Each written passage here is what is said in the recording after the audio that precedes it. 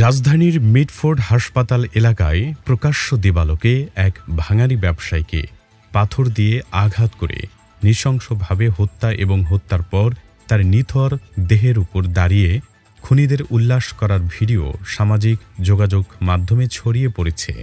বীভৎস এই দৃশ্য দেখে স্তম্ভিত দেশের মানুষ, ক্ষোভে ফুঁসছে গোটা জাতি। ঘটনাটি ঘটেছে গত বুধবার ৯ জুলাই সন্ধ্যা ৬টার দিকে sir Salimullah medical college Mitford হাসপাতালের ৩ নম্বর গেট সংলগ্ন রজনী ঘোষ লেনে। নিহত মোহাম্মদ সোহাগ পেশায় একজন ভাঙারি ব্যবসায়ী ছিলেন। প্রত্যক্ষদর্শী ও ভিডিও ফুটেজ অনুযায়ী কয়েকজন ব্যক্তি মিলে তাকে প্রকাশ্যে পাথর দিয়ে মাথায় আঘাত করে হত্যা করে।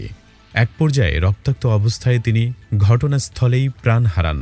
মৃত্যু নিশ্চিত হওয়ার পর হামলাকারীরা লাশ ঘিরে উল্লাসে মেতে ওঠে, যা সামাজিক মাধ্যমে বয়ে এনেছে তীব্র প্রতিক্রিয়া ও নিন্দার ঝড়। এই নৃশংসতার ভিডিও ফেসবুক সহ বিভিন্ন মাধ্যমে ছড়িয়ে পড়লে সামাজিক, সাংস্কৃতিক, রাজনৈতিক ও নাগরিক মহলে তীব্র ক্ষোভ দেখা দেয়। অনেকেই পোস্ট করে শোক ও রাগ প্রকাশ করেছেন, দাবি তুলেছেন দৃষ্টান্তমূলক শাস্তির। ঘটনা প্রকাশ পাওয়ার পর ওই দিন রাতেই বিভিন্ন ছাত্র সংগঠন, রাজনৈতিক দল ও ইসলামী সংগঠন তীব্র নিন্দা ও প্রতিবাদ জানিয়েছে। এনসিপি নেতা সার্জিস আলম তার ভেরিফাইড ফেসবুক পোস্টে লিখেছেন, সবাই খারাপ কিন্তু উনি ভালো, বাংলাদেশে এই নাটক আর চলবে না। আপনার দলের নেতাকর্মী নামধারী কিছু নরপিশাচকে সামলান জনাব তারেক রহমান। যেভাবে আওয়ামী লীগের করা হত্যার দায় হাসিনার উপর বর্তায়, একই নিয়মে বিএনপি, যুবদল, ছাত্রদলের খুনের দায়ও আপনার কাঁধে বর্তায়। চাঁদা না দেওয়ায় এক ব্যবসায়ীকে উলঙ্গ করে পাথর মেরে হত্যা করে তার লাশের উপর নৃত্য করেছে আপনার কর্মীরা। এটা কোনো সভ্য সমাজের চিত্র নয়। এই প্রজন্ম ছাড় দিতে পারে কিন্তু ভোলে না। ব্যক্তিগত শোক ও ঘৃণা প্রকাশ করে লতিফুল ইসলাম নামের একজন লিখেছেন, ভিডিওটা বীভৎস, শেয়ার করার মতো না। নাজমুল ইসলাম নামের আরেকজন বলেন, মিডফোর্ডের ভিডিওটা দেখে মনের ভেতরটা কেঁপে উঠেছে।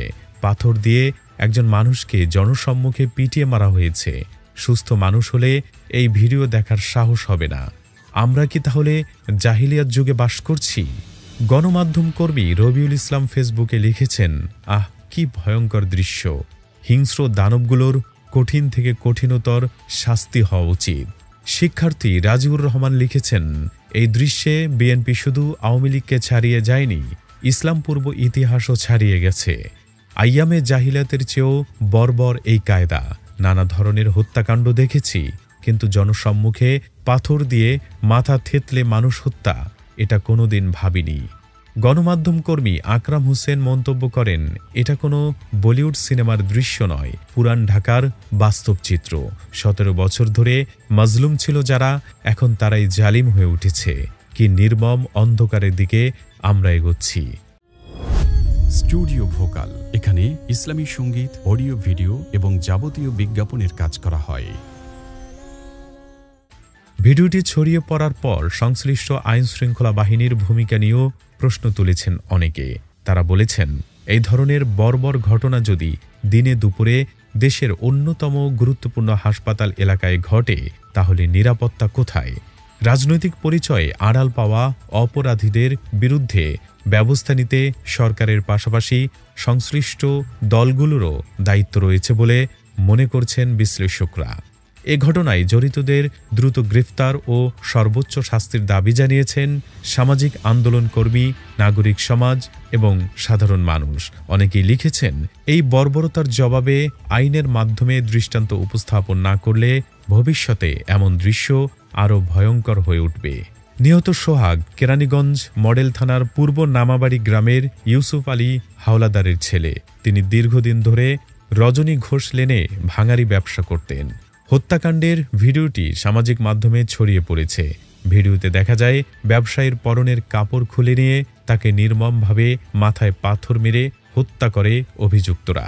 আইন উপদেষ্টা অধ্যাপক আসিফ নজরুল জানিয়েছেন, মিডফোর্ড হাসপাতালের সামনে ঘটে যাওয়া নারকীয় হত্যাকাণ্ডের দ্রুত বিচারে সরকার সম্পূর্ণ বদ্ধপরিকর রয়েছে। এ ঘটনার সঙ্গে জড়িত ৫ জনকে এরই মধ্যে গ্রেফতার করা হয়েছে এবং পুলিশ সর্বোচ্চ গুরুত্ব দিয়ে তদন্ত শুরু করেছে। আইন উপদেষ্টা আসিফ নজরুল তার ফেসবুকে এক পোস্টে জানান, পাশবিক এ হত্যাকাণ্ডের দ্রুত বিচার করে দৃষ্টান্তমূলক শাস্তি প্রদানের ব্যবস্থা করা হবে। উল্লেখ্য, নৃশংস এ হত্যাকাণ্ডে যুবদল, ছাত্রদল ও স্বেচ্ছাসেবক দলের কয়েকজন নেতাকর্মীর জড়িত থাকার প্রমাণ পাওয়ার পর সংশ্লিষ্ট সংগঠনগুলো কয়েকজন নেতাকে বহিষ্কার করেছে। ইসলাম অ্যান্ড ভোকাল, সত্যের আলো ছড়াই প্রাণে প্রাণে।